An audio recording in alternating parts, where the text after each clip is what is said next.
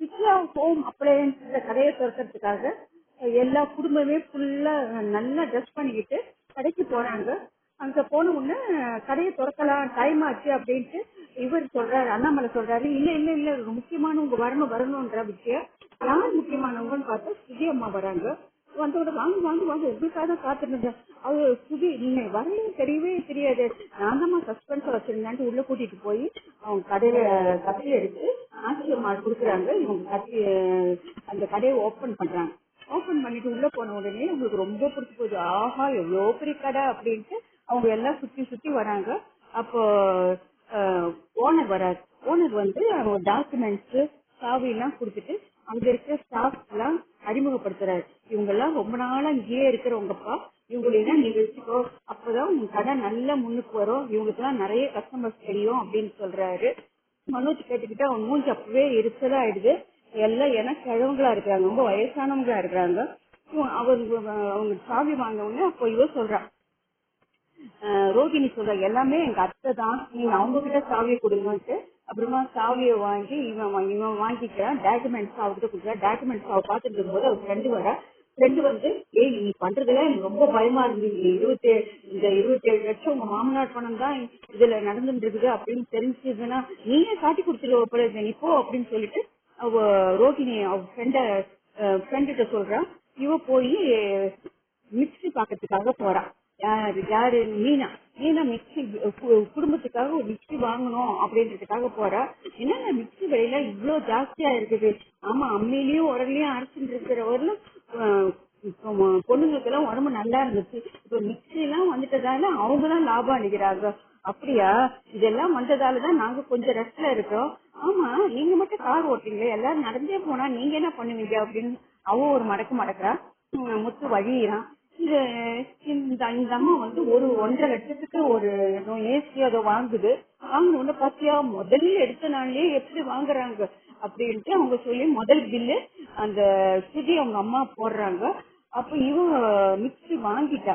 முதல் பில்லு இவளுக்கு போட வைக்கணும் அப்படின்றதுக்கு தான் பாட்டி கூட்டிட்டு வராங்க. ஆனா முதல் பில்லு 1.5 லட்சத்துக்கு அவன் வாங்கிட்டான். அவங்க ஒரே சந்தோஷம், முதல் பில்லு 1.5 லட்சத்துக்கு வாங்கிட்டான்ட்டு.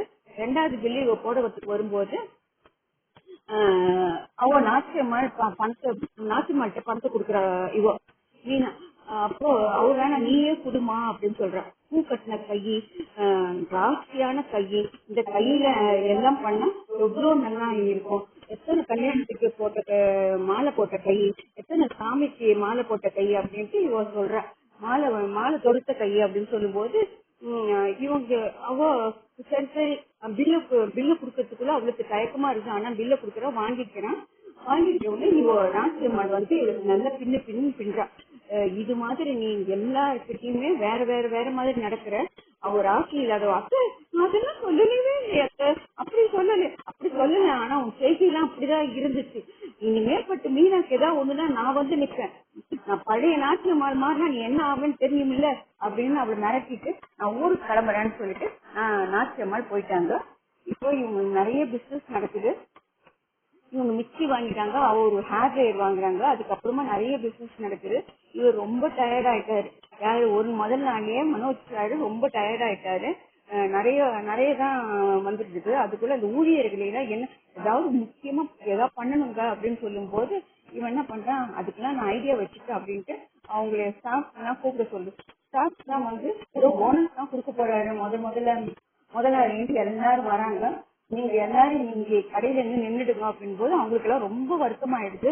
சார் நாங்க எவ்வளவு வருஷமா நீங்க உழைச்சிங்கன்னா கூட இனிமேல் பற்றி எல்லாம் யங்ஸ்டர்ஸ் தான் இருக்கணும் அப்படின்ட்டு அவங்க எல்லாரும் ஒரு 25 வயசுக்குள்ள பசங்களை எல்லாம் அவன் இறக்கிட்டான்.